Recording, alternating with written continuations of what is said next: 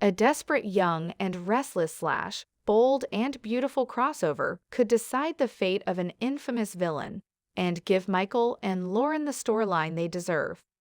Judgment Day could be just around the corner for Sheila Carter.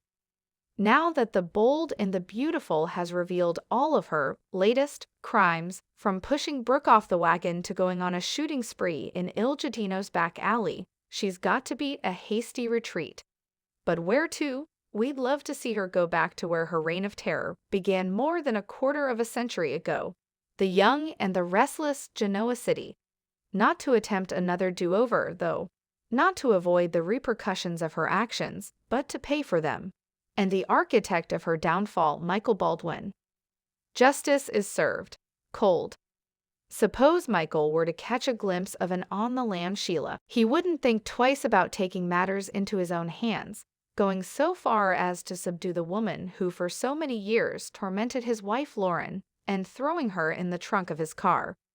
From there, Michael could toss Sheila into a cell. We're sure most fine department stores have him, right? At least soap opera department stores. Is this it then? She might ask.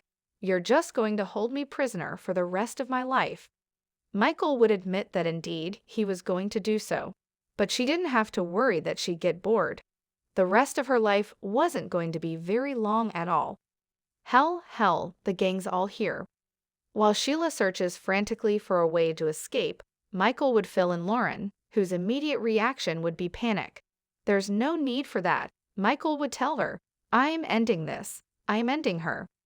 With an eerie calm, Michael would contact everyone whom Sheila has hurt the most. Well, the ones that are still living anyway. Daughters Mary and Diane, son Ryder, Steffi and Finn, and Brooke, Taylor and Ridge. He'd gather them all for the psycho's ultimate going-away party. Time to pay the piper. As the event gets underway, everyone would take a turn reading Sheila for filth, itemizing the acts of heartlessness and cruelty that made up her litany of sins. The baby snatching, the offspring warping, the conniving and killing, and, through it all, as you'd expect, Sheila would defend herself. I had no choice, she'd insist. You always had a choice, Michael would fire back. Always. In every single situation you created for yourself, you had a choice. And every single time, you blamed someone else. You shirked responsibility. You ran. Well, no more. Michael would pull out a syringe with which he intended to end Sheila's life in front of all those that she had wronged so horrifically. Some, Taylor, for instance, might balk. This was going too far, but even Sheila's children would refuse to plead her case. Your compassion is a beautiful thing, Finn would tell his mother-in-law, but it has no place here.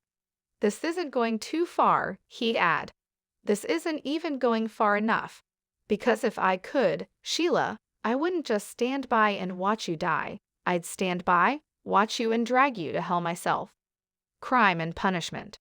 With her dying breath, Sheila would curse all those in attendance. You think this is justice, she'd hiss. You think this is karma. You're only condemning yourselves. You'll never be free of me now. Never. You'll see my face every time you close your eyes, she'd go on. You'll hear my voice in your head. You can never be rid of me now. I'm a part of you. In the aftermath, Michael would instruct everyone to go back to their lives, secure in the knowledge that Sheila could never harm them again. But at least one guest at his killer get-together would end up feeling so guilty that they confess to the authorities, thus setting the stage for an explosive trial in which a court will decide, in essence, whether Michael got the last laugh, or Sheila.